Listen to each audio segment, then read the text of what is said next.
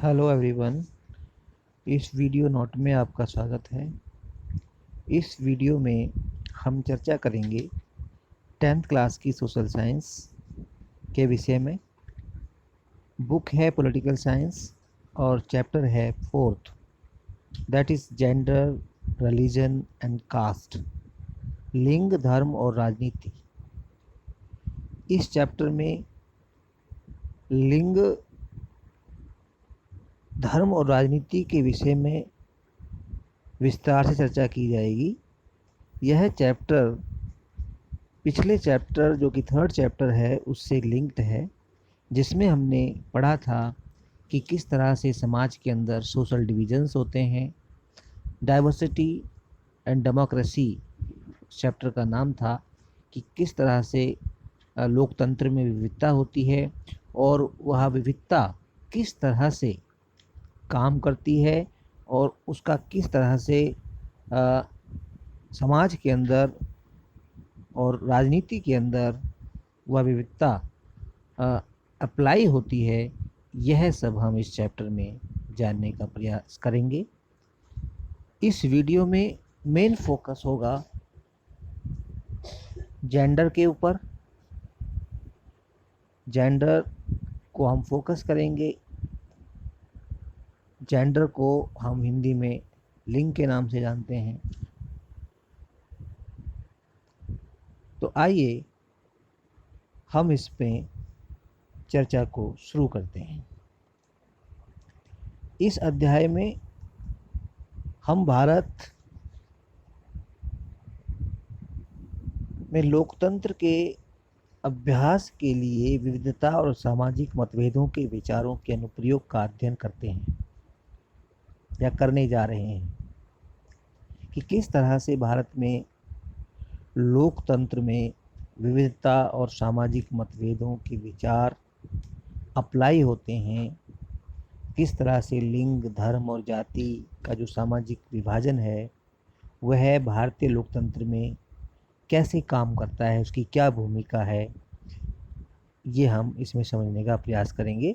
और इस वीडियो में मुख्य तौर से जो फोकस है वो लिंग के ऊपर है, वो जो है जेंडर के ऊपर है। इसके साथ ही हम 3 प्रकार के सामाजिक अंतरों को देखते हैं, जैसे कि हमने पिछले चैप्टर में पढ़ा था, जो सामाजिक विभाजन और असमानताओं का रूप ले सकते हैं। किस तरह से ये सामाजिक विभाजन बन जाते हैं, सामाजिक अंतर, सामाजिक विभाजन कैसे बन जाते हैं और ये सामाजिक विभाजन किस तरह से राजनीतिक विभाजन में परिवर्तित हो जाता है, ये भी हमने पिछले चैप्टर में देखा था। इसके साथ ही ये लिंग, धर्म और जाति के आधार पर सामाजिक अंतर देखने में मिलते हैं, देखने में आते हैं। सामाजिक अंतर रंग का भी होता है, जिसे हम नस्लीय अंतर के नाम से जानते हैं। लेकिन इस चैप्टर में मेन फोकस लिंग, धर्म और जाति के अंतर पर ही है।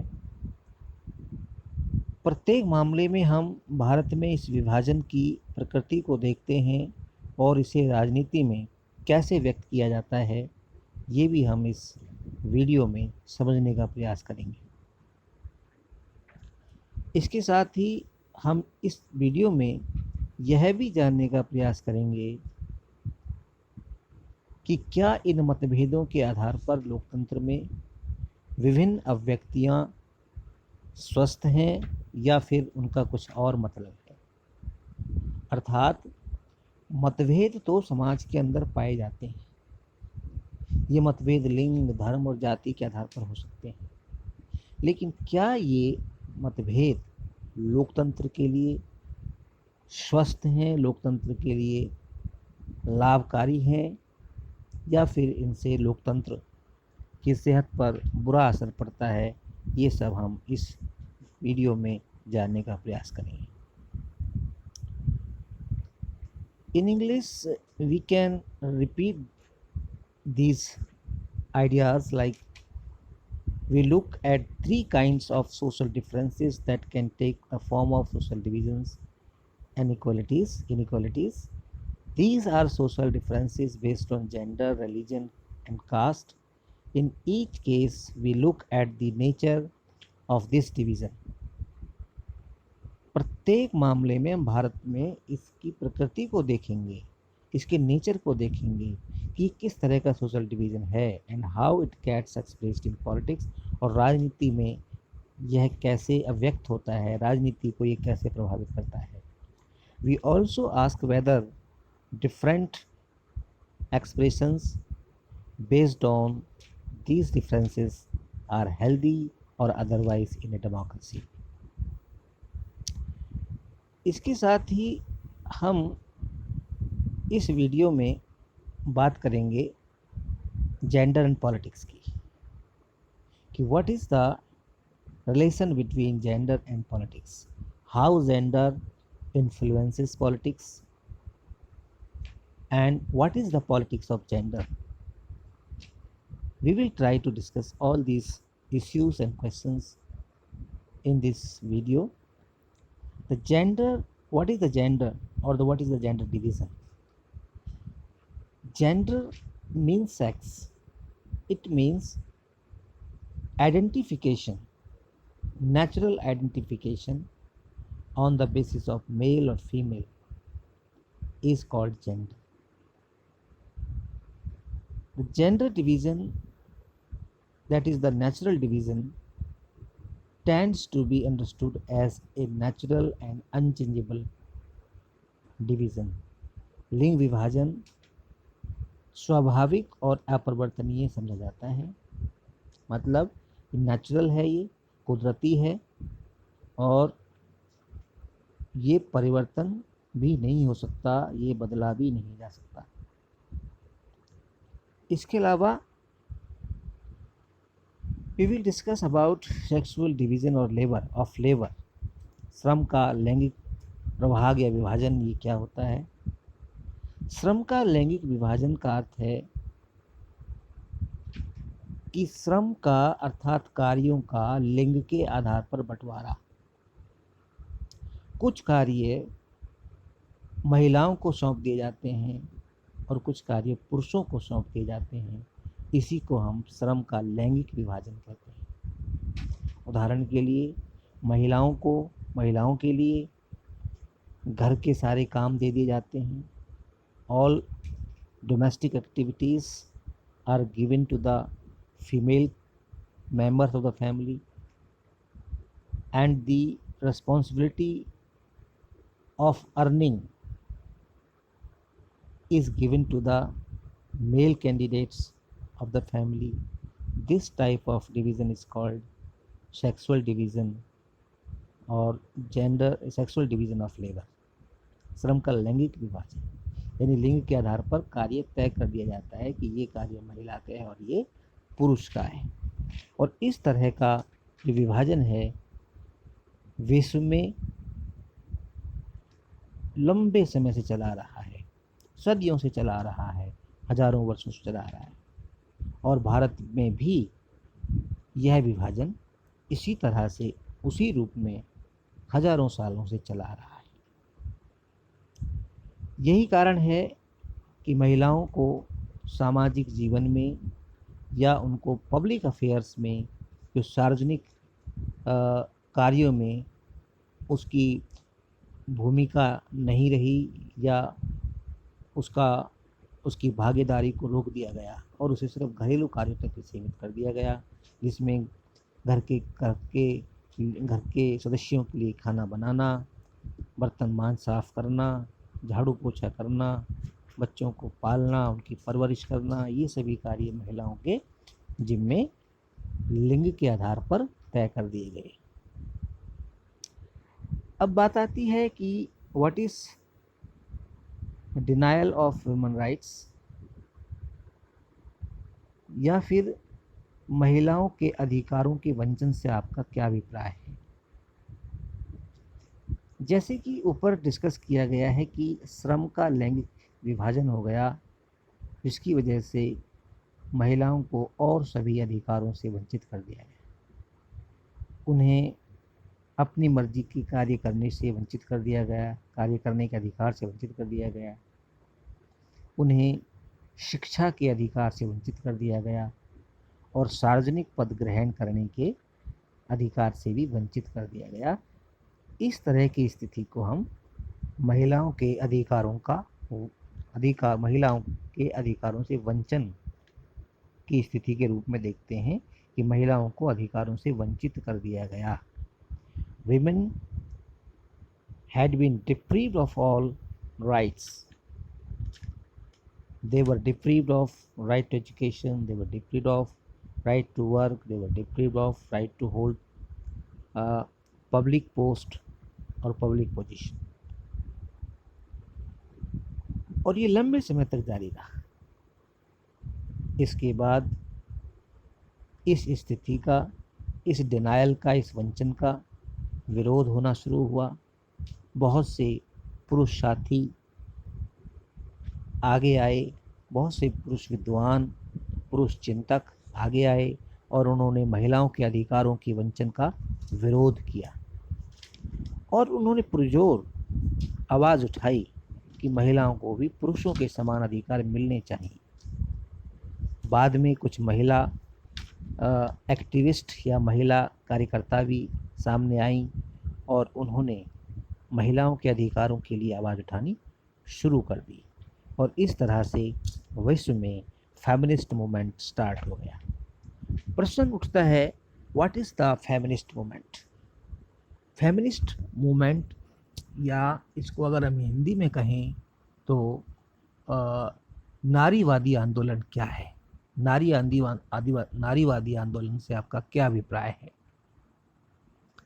तो ऐसे सभी आंदोलन जो पुरुषों और महिलाओं को समान अधिकार देने की मांग उठाते हैं या मांग करते हैं, उसे हम नारीवादी आंदोलन कहते हैं।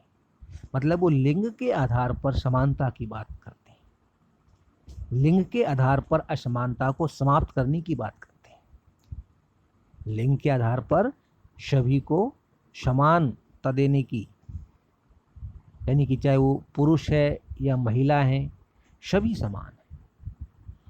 और लिंग के आधार पर जो असमानता व्याप्त है, उस असमानता को समाप्त करने के लिए संघर्ष करते हैं और इसी संघर्ष को हम नारीवादी आंदोलन कहते हैं। तो feminist movement is the movement in which activists demand for equal rights for men and women. Okay. इन आंदोलनों का काफ़ी प्रभाव हुआ और आगे जाकर के ख़ास तौर से यूरोप में महिलाओं को कुछ अधिकार मिलने शुरू हो गए और यूरोप में भी ज़्यादा महिलाओं को अधिकार मिले स्कैंडिनेवियाई देशों के अंदर। स्कैंडिनेवियाई जो देश हैं उनमें ये अधिकार मिलने शुरू हो गए। स्कैंडिनेवियाई कंट्रीज़ जो है वो उत्तर यूरोप के देश हैं। यूरोप का जो नॉर्थर्न पार्ट है उसमें जो देश हैं उन्हें हम स्कैंडिनेवियाई देश के नाम से जानते हैं या फिर स्कैंडिनेवियन कंट्रीज़ के नाम से जानते हैं। और ये जो देश हैं वो हैं स्वीडन, नॉर्वे और फिनलैंड। ये देश महिला अधिकारों के मामले में सर्वश्रेष्ठ हैं और सबसे आगे हैं। इन देशों में महिलाओं के लिए सामाजिक जीवन में बहुत ही सबसे ज़्यादा भागीदारी बहुत अधिक है। महिलाओं का जो पार्टिसिपेशन है वो बहुत ज़्यादा है स्वीडन में, नॉर्वे में और फिनलैंड में। और यहीं से महिला अधिकारों की जो आवाज़ है या महिलाओं को जो अधिकार देने की जो परंपरा है वो यूरोप के दूसरे देशों में शुरू हुई और ये फिर यूरोप से निकलकर एशिया और दूसरे महाद्वीपों में भी गई। इसके साथ ही आगे हम चर्चा करेंगे भारत में महिलाओं की सामाजिक, आर्थिक और राजनीतिक स्थिति क्या है। What is the socio-economic and political status of women? What is the socio-economic and political position of women in India? तो इसके बारे में आइए चर्चा करते हैं। जैसे कि हम जानते हैं कि भारत में महिलाओं की स्थिति बहुत खराब रही है और इसका कारण रहा है हमारा पितृसत्तात्मक समाज। पितृसत्तात्मक समाज, that is known as patriarchal society in English में इसको हम पैट्रियार्कल सोसाइटी कहते हैं। Patriarchal society is the society which is male dominated. पुरुष प्रधान समाज को हम पितृसत्तात्मक समाज के नाम से जानते हैं। ये एक ऐसा समाज होता है जिसमें पुरुष की प्रधानता होती है, पुरुष की सत्ता स्थापित होती है और महिला पुरुष के अधीन होती है। महिला पुरुष के अधीन होती है। ये वह समाज होता है जिसमें बचपन में जो लड़की है वो अपने पिता के अधीन रहती है और जब वो युवावस्था में आती है तो पति के अधीन हो जाती है और जब वृद्धावस्था में पहुंचती है तो पुत्रों के अधीन हो जाती है। अर्थात ऐसे समाज में महिला की सत्ता के लिए कोई स्थान नहीं होता। महिला अपनी मर्जी से जीवन नहीं जी सकती, उसे पुरुष की अधीनता में रहना होता है, पुरुष के डोमिनेंस में रहना होता है। तो इस तरह के समाज को हम पितृसत्तात्मक समाज के नाम से जानते हैं। वन वर्ड क्वेश्चन आता है कि भारत कैसा समाज है, तो उसका सीधा सा उत्तर है पितृसत्तात्मक समाज। आज भी भारत पितृसत्तात्मक समाज ही है, हालांकि बहुत सारे परिवर्तन आए हैं, महिलाओं की स्थिति में काफ़ी बदलाव आया है, महिलाओं का काफ़ी सशक्तिकरण भी हुआ है, फिर भी हमारा समाज अभी भी पितृसत्तात्मक ही कहलाता है और पितृसत्तात्मक भी बना हुआ है। अब आगे प्रश्न उठता है कि भाई महिलाओं की सामाजिक स्थिति कैसी है। महिलाओं की सामाजिक स्थिति खराब होने का कारण पितृसत्तात्मक समाज है, वो हमने डिस्कस कर लिया। लेकिन सामाजिक स्थिति है कैसी? तो सामाजिक स्थिति बड़ी खराब रही है और अभी भी खराब है। खराब कैसे रही है कि महिलाओं के लिए कुछ कार्य लिंग के आधार पर ही निश्चित कर दिए, तय कर दिए कि घर की चार दीवारी के अंदर ही महिला को रहना है और घर की चार दीवारी के अंदर ही महिला के अधिकार है और उसके बाहर महिला के कोई अधिकार नहीं है। महिलाओं को हमेशा पुरुषों के अधीन रखा गया, महिलाओं को हमेशा दूसरे दर्जे का नागरिक माना गया। ठीक है, महिलाओं को एक असमानता का, भेदभाव का शिकार होना पड़ा। ठीक है, उन्हें महिलाओं के ऊपर पुरुषों को वरीयता दी गई। ये सारी स्थितियां हैं थी और घर से बाहर का रास्ता उसके लिए एक तरह से क्लोज कर दिया गया, बंद कर दिया गया। लेकिन वर्तमान स्थिति में भी अगर हम देखते हैं कि वर्तमान स्थिति में महिलाओं की सामाजिक स्थिति क्या है भारत के अंदर, भारत में, तो आज भी वर्तमान समय में भी महिला की स्थिति कोई ज़्यादा अच्छी नहीं है। आज भी हमारा समाज पुरुष प्रधान है, मेल डोमिनेटेड है।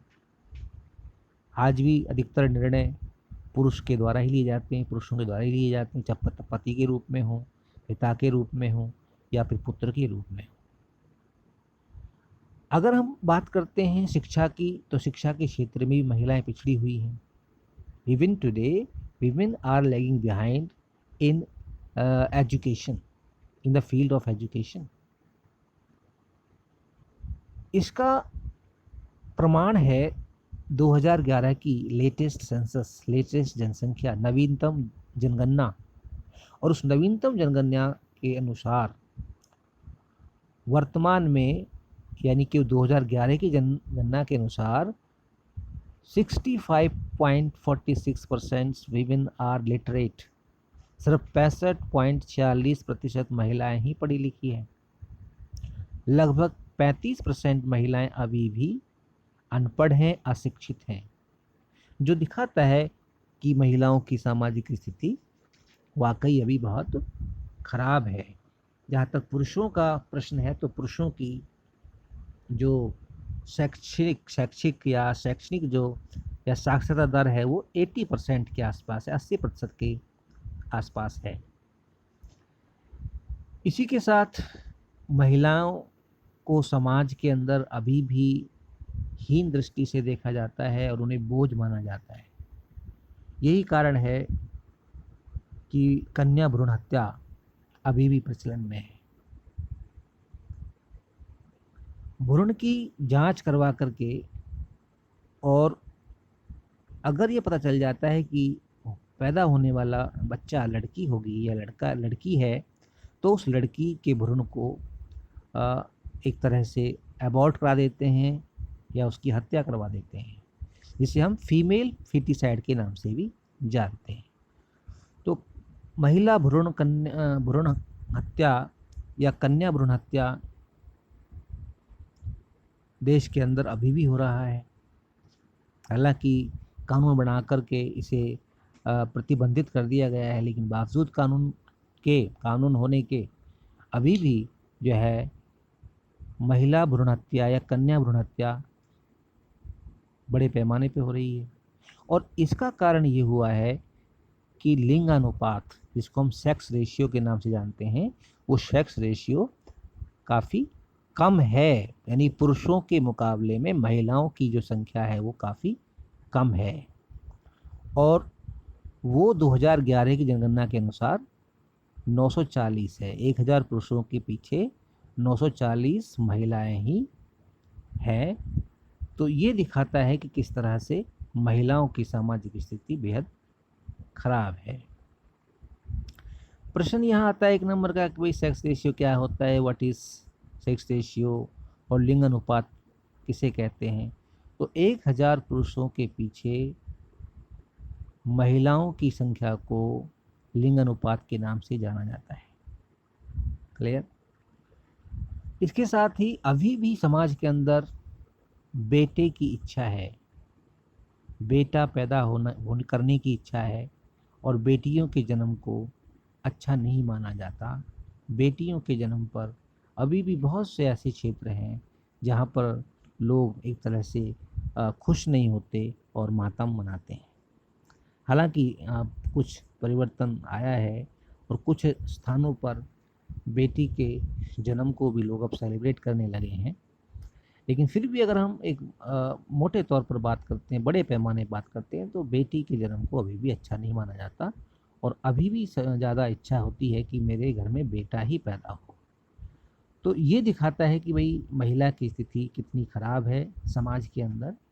और इसके साथ ही महिलाओं को सामाजिक भेदभाव का शिकार भी होना पड़ता है, सामाजिक असमानता का शिकार होना पड़ता है, और उन्हें पुरुषों के बराबर नहीं समझा जाता, उन्हें पुरुषों से निम्न ही माना जाता है। इसकी आगे बात आती है आर्थिक स्थिति की, कि महिलाओं की आर्थिक स्थिति कैसी है। वर्तमान समय में भारत में महिलाओं की आर्थिक स्थिति बहुत अच्छी नहीं है, यानी कि खराब कह सकते हैं हम।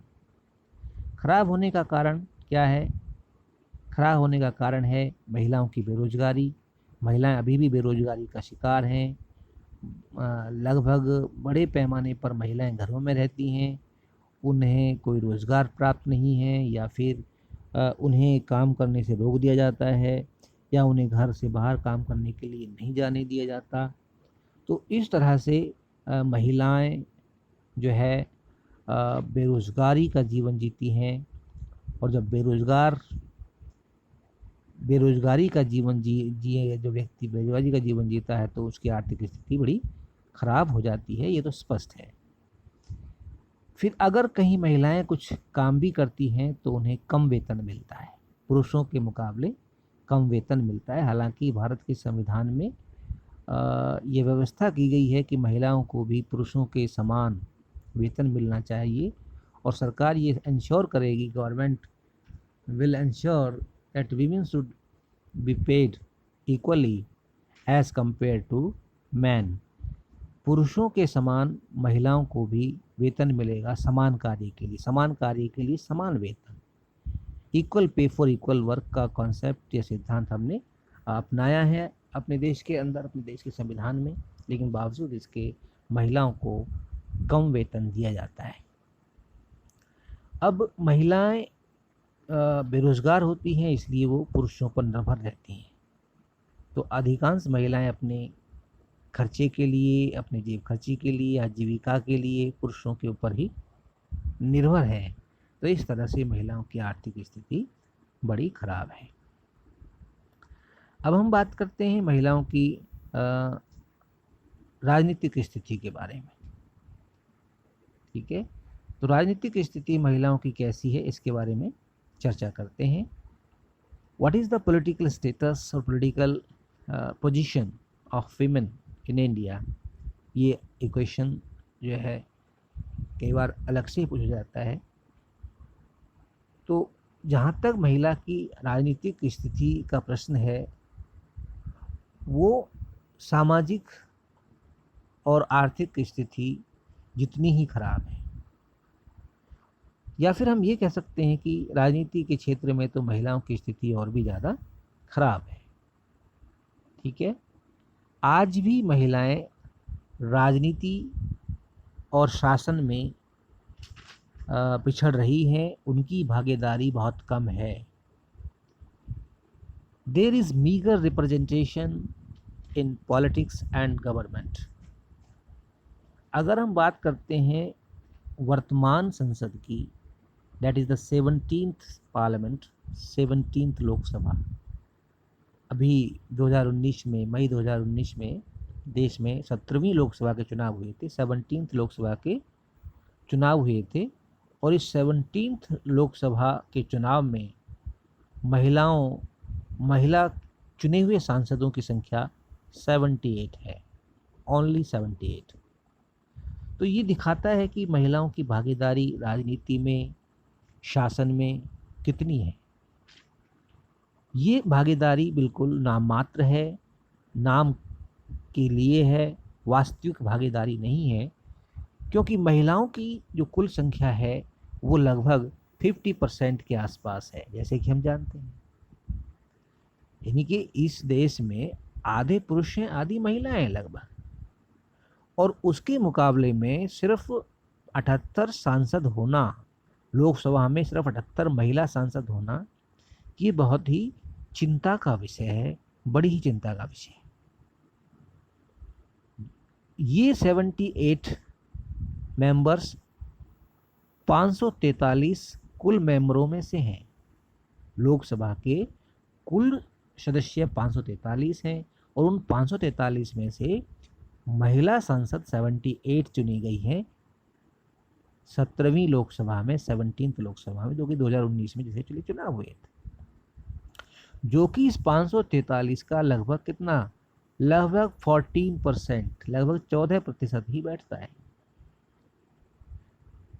तो ये दिखाता है कि अभी भी politics and government is male dominated. 86%, more than 85% you can say, positions are dominated by the male fellows of the society। तो ये राजनीतिक स्थिति बहुत ही दयनीय है, बहुत ख़राब है। हालांकि इसके लिए, इस स्थिति से उबरने के लिए फेमिनिस्ट मूवमेंट चले हैं, नारीवादी आंदोलन चले हैं, और आवाज़ उठाई गई है कि महिलाओं को बराबर का प्रतिनिधित्व मिले, और बराबर का नहीं तो कम से कम महिलाओं को 33% आरक्षण तो मिलना चाहिए, और इसके लिए संसद में 33% आरक्षण देने के लिए बार बार आवाज़ उठाई गई, जिसके लिए संसद में कई बार प्रस्ताव भी पेश किए गए, लेकिन संसद के द्वारा वो अभी तक पास नहीं किया गया है। कभी उसे लोकसभा पास कर देता है तो कभी लोकसभा में अटक जाता है, कभी राज्यसभा में अटक जाता है। इस तरह से महिलाओं की भागीदारी सुनिश्चित करने वाला जो आरक्षण विधेयक है उसको पास नहीं किया गया है। ये दिखाता है कि हमारे राजनीतिक या हमारे जो पॉलिटिकल पार्टीज़ हैं, राजनीतिक दल हैं या अपना नेता हैं, वो महिलाओं के प्रतिनिधित्व या महिलाओं की भागीदारी के लिए कितने समर्पित हैं या कितनी रुचि रखते हैं। तो इस तरह से महिलाओं का राजनीति में एक तरह से हम कह सकते हैं कि कम प्रतिनिधित्व है, बहुत ही दयनीय स्थिति है उनकी। और ये उस वक्त है जब आज 70 साल लगभग देश को स्वतंत्र हुए हो गए हैं, 70 साल के बाद भी महिलाओं की यही स्थिति है। और 70 साल पहले जब देश आज़ाद हुआ था उस समय तो स्थिति बहुत ही खराब थी, बेहद खराब थी। तो महिलाओं को इस स्थिति से उबारने के लिए आवश्यकता है वुमेन एम्पावरमेंट की, महिला सशक्तिकरण की, जिसके लिए सरकार ने समय समय पर कदम उठाए हैं। अगर हम बात करते हैं सामाजिक स्थिति के बारे में, तो कई ऐसे कानून बनाए हैं सरकार ने जिससे महिलाओं की सामाजिक स्थिति में थोड़ा सा बदलाव आया है। चाहे वो anti you can say dowry bill हो, इनकी दहेज निषेध कानून हो, चाहे वो डोमेस्टिक वायलेंस एक्ट हो, ठीक है, घरेलू हिंसा निषेध कानून हो, और उसके अलावा बहुत सारे ऐसे कानून देश में बने हैं जिससे महिलाओं की सामाजिक स्थिति में सुधार आया है। इसी के साथ महिलाओं को रोज़गार में, सरकारी नौकरियों में प्रमोट किया जा रहा है, और कहीं कहीं तो महिलाओं के लिए कुछ सीटें सरकारी नौकरियों में आरक्षित कर दी गई हैं और महिलाओं को अवसर दिए जा रहे हैं कि वो आगे बढ़ सकें। इसके साथ ही महिलाएं कुछ बिजनेस में भी अपने हाथ आजमा रही हैं, अपना भाग्य आजमा रही हैं और बिजनेस कंपनियां चला रही हैं, व्यापार कर रही हैं महिलाएं। इसके साथ ही जहाँ तक राजनीतिक स्थिति की बात है तो संसद और विधानसभाओं में हालांकि अभी 33% आरक्षण प्रतीक्षित है और वह अभी दिया जाना बाकी है, लेकिन स्थानीय शासन में, जिसको हम लोकल गवर्नमेंट कहते हैं, उसमें महिलाओं के लिए आरक्षण दे दिया गया है। 1/3 seats have been reserved for women in local government bodies, चाहे वो रूरल बॉडीज हैं या वो अर्बन बॉडीज हैं, सभी में महिलाओं को 1/3 रिजर्वेशन दे दिया गया है। देश में देश के अंदर 73वां और 74वां संशोधन हुआ, संविधान संशोधन हुआ, जो कि 1992 में हुए थे, और इन दोनों संशोधनों के द्वारा महिलाओं को लोकल गवर्नमेंट में, स्थानीय शासन में 1/3 रिजर्वेशन अर्थात 33% आरक्षण दे दिया गया है। 73वां जो संशोधन है वो महिलाओं को पंचायतों में आरक्षण देता है, और जो 74वां संशोधन है वो महिलाओं को शहरी स्थानीय संस्थाओं में आरक्षण देता है, जिसमें नगर निगम, नगर पालिका या नगर परिषद आती है। तो इस तरह से सरकार ने महिलाओं की प्रगति के लिए, महिलाओं के सशक्तिकरण के लिए कुछ कदम उठाए। तो इस वीडियो नोट में बस इतना ही। Thank you for watching this video. Please don't forget to like, comment, share this video, and also subscribe my channel for new videos. Thank you very much.